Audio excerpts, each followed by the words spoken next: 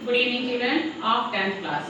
मैंने अभी अपने इससे पहले जब वाला जो वीडियो है उस वीडियो में मैंने आपको ब्लड के बारे में पढ़ाया, लेकिन अब हम आपको प्लांट्स के बारे में बताते हैं, प्लांट ट्रांसपीरेशन के बारे में बताते हैं कि प्लांट्स में भी किस तरीके से प्रोसेस होती है, किस तरीके से प्रोसेस के बाद उन्हें एनर्जी मिलती है। तो हम देखते हैं, ये हमारे पास है ट्रांसपीरेशन प्लांट। ट्रांसपीरेशन प्लांट्स क्या होते हैं? Transpiration of plant, transpiration of plant क्या होता है? पौधों में परिसंचरण। तो पौधों में परिसंचरण किस तरीके से होता है? ट्रांसपीरेशन का मतलब तो वाष्पोत्सर्जन होता है। यदि हम ट्रांसपीरेशन की बात करें तो ट्रांसपीरेशन को हम हिंदी में वाष्पोत्सर्जन कहते हैं। और ट्रांसपीरेशन को डिफाइन कैसे करेंगे, मतलब वाष्पोत्सर्जन को डिफाइन कैसे करेंगे? ये मान लेते हैं, ये हमारे पास एक प्लांट है,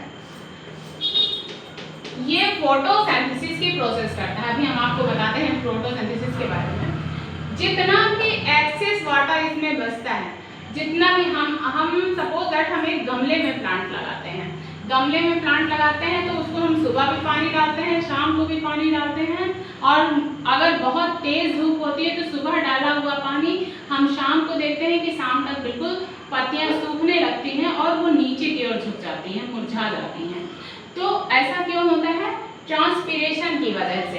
क्योंकि जितना भी प्लांट्स को हम पानी देते हैं वो सिर्फ उसका ओनली 5% वाटर यूज करते हैं, और उसके अलावा जितना भी वाटर होता है एक्सेस वाटर, वो कंप्लीट एक्सेस वाटर एटमॉस्फेयर में रिलीज कर देते हैं। मतलब पौधों की वजह से हमारे जमीन का बहुत सारा पानी एटमॉस्फेयर में चला जाता है, वायुमंडल में चला जाता है। इसको हम अभी बाद में चर्चा करते हैं। पहले हम देखते हैं ट्रांसपीरेशन तो बाद की बात है। पहले हम देखते हैं कि प्लांट्स में फोटोसिंथेसिस कैसे होता है। फोटोसिंथेसिस मतलब प्रकाश संश्लेषण की क्रिया कैसे होती है, और उसके अलावा कैसे वो प्लांट्स प्रोड्यूसर्स हैं, और किस तरीके से जाइलम और फ्लोएम अपना फंक्शन करते हैं, किस तरीके से जड़ों से प्लांट्स पानी एब्जॉर्ब करते हैं और कंप्लीट पार्ट्स में पहुंचाते हैं।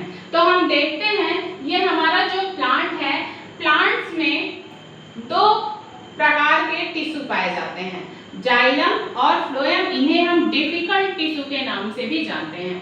तो जाइलम और फ्लोएम जो दो डिफिकल्ट टिश्यू हैं, इनका बहुत ही इंपॉर्टेंट वर्क है हमारे प्लांट्स में। अब जैसे फर्स्ट हमने लिखा हुआ है यहाँ पर, ये जाइलम। जाइलम क्या करता है? जाइलम एक बहुत छोटा सा स्ट्रक्चर होता है और ये हर सेल में, प्रत्येक सेल में पाया जाता है। ये क्या करता है? ये जो रूट्स हैं, इनको हम हिंदी में मूल रोम कहते हैं और इंग्लिश में हम रूट हेयर के नाम से जानते हैं। ये जो रूट हेयर होती हैं बहुत ही पतली पतली होती हैं।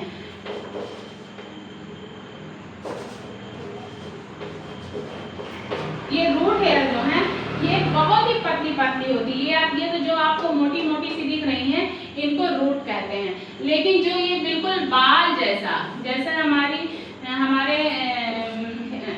हेड में हमारे जो बाल होते हैं, बाल के जैसा स्ट्रक्चर बनाती हैं, और ये जमीन में बहुत गहराई तक पहुंची हुई होती हैं और वहां से जल के साथ में खनिज लवण भी अवशोषित करती हैं।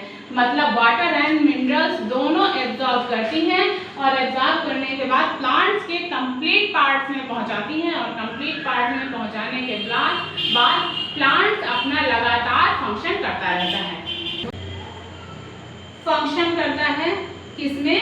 मतलब पानी और मिनरल्स, खनिज लवण अवशोषित करता है और कंप्लीट पार्ट्स में रिलीज करता है, जिससे प्लांट्स अपने आगे का भी फंक्शन कर पाते हैं। इसमें हम ये देखते हैं, अगला वर्क है हमारा फ्लोएम का। फ्लोएम क्या करता है? फ्लोएम का वर्क बताने से पहले हम चर्चा करते हैं फोटोसिंथेसिस की। तो फोटोसिंथेसिस क्या है? फोटोसिंथेसिस ये हमारा प्लांट है। प्लांट में क्लोरोफिल सब्सटेंस पाया जाता है, और ये हमारा है सन।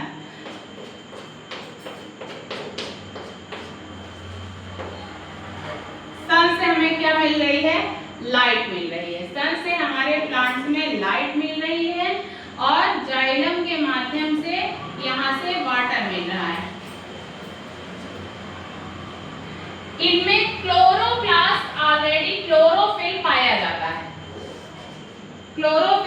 लीव्स में ऑलरेडी निश्चित रूप से पाया जाता है, तभी पत्तियों का रंग हरा होता है।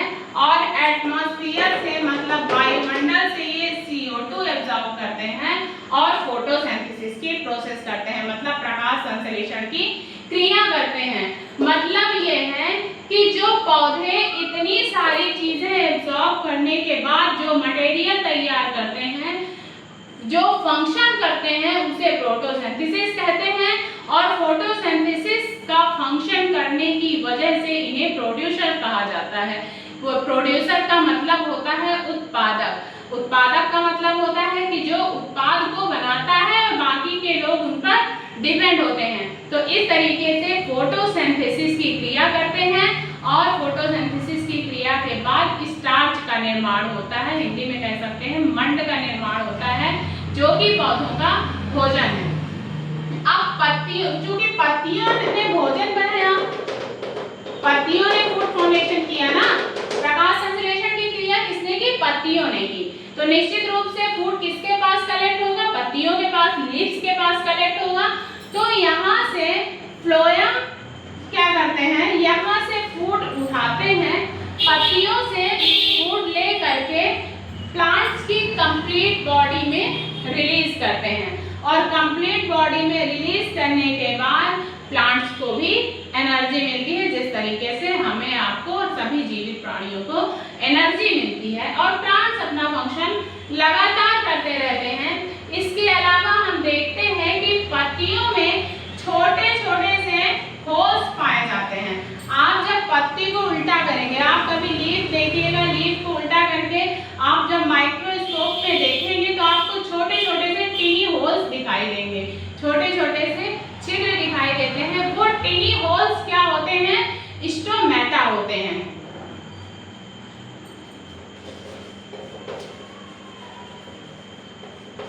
ये स्टोमेटा क्या करते हैं? ये स्टोमेटा ट्रांसपीरेशन का काम करते हैं और रिस्पिरेशन का काम करते हैं। इसको स्टोमेटा के फंक्शन बड़े ही इंपॉर्टेंट हैं हमारे प्लांट्स में। स्टोमेटा जो छोटे छोटे होल्स होते हैं, तो जब इनको ऑक्सीजन रिलीज करनी है या कार्बन डाइऑक्साइड एब्जॉर्ब करनी है, मतलब फोटोसिंथेसिस की प्रोसेस के दौरान प्लांट्स कार्बन डाइऑक्साइड एब्जॉर्ब करते हैं। ये कार्बन डाइऑक्साइड एब्जॉर्ब करते हैं और O2 रिलीज करते हैं। तो वायुमंडल में O2 निकल जाती है और कार्बन डाइऑक्साइड प्लांट्स में आती है। इसके अलावा ये आप कभी मत भूलिएगा कि पौधे रात के समय भी ऑक्सीजन, कार्बन डाइऑक्साइड ग्रहण करते हैं। ऐसा नहीं है, पौधे प्रकाश संश्लेषण की क्रिया के दौरान ऑक्सीजन रिलीज करते हैं और कार्बन डाइऑक्साइड एब्जॉर्ब करते हैं। इसी का जस्ट अपोजिट रिस्पिरेशन के दौरान प्लांट्स ऑक्सीजन एब्जॉर्ब करते हैं और कार्बन डाइऑक्साइड रिलीज करते हैं। इसीलिए कहा जाता है कि रात के समय, गर्मी के मौसम में भी हमें पेड़ के नीचे नहीं सोना चाहिए, क्योंकि वो जो एटमॉस्फेयर होता है, उस एटमॉस्फेयर में कार्बन डाइऑक्साइड की मात्रा बहुत ज्यादा हो जाती है और उन लोगों का दम घुट जाता है।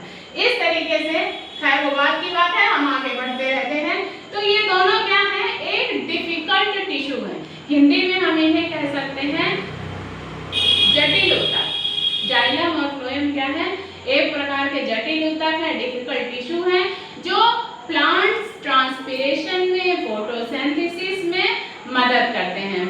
फिर से एक बार हम रिपीट कर देते हैं कि हमारा जो जाइलम है, जाइलम क्या करता है?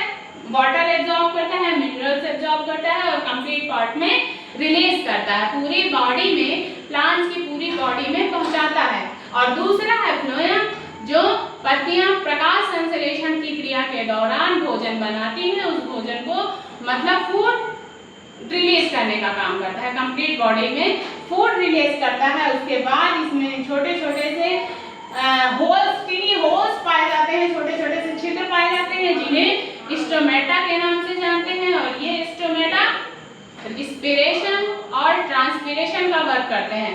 इसके पहले, सबसे पहले हमने आपको टॉपिक ट्रांसपीरेशन पढ़ाया था।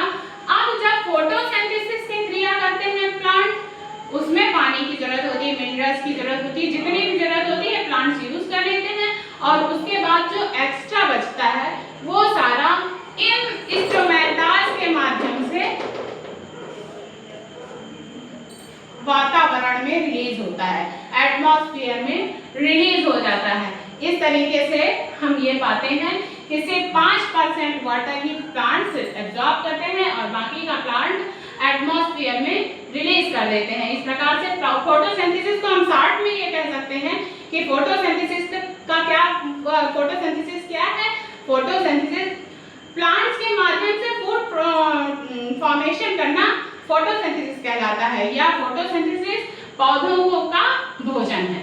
पौधों के भोजन बनाने की क्रिया को फोटोसिंथेसिस कहते हैं। फोटोसिंथेसिस की सारी डेफिनेशन कह सकते हैं पौधों के भोजन बनाने की क्रिया को प्रकाश संश्लेषण कहते हैं या फोटोसिंथेसिस कहते हैं। इसी के साथ हम अपना आज का टॉपिक खत्म करते हैं। अगले टॉपिक में हम स्पीसीज सिस्टम लेकर के आएंगे, मतलब उत्सर्जी अंग लेकर के आएंगे। तो आप इसमें अगर आपको कोई परेशानी हो रही है कहीं पर भी तो आप मुझे कमेंट कर सकते हैं और नोट्स आपको डिस्क्रिप्शन बॉक्स पे मिल जाएंगे, आप उन्हें देख करके स्वयं नोट्स बना सकते हैं। इसके अलावा भी यदि कोई परेशानी है तो आप उसे कमेंट कर सकते हैं या फोन करके बता सकते हैं।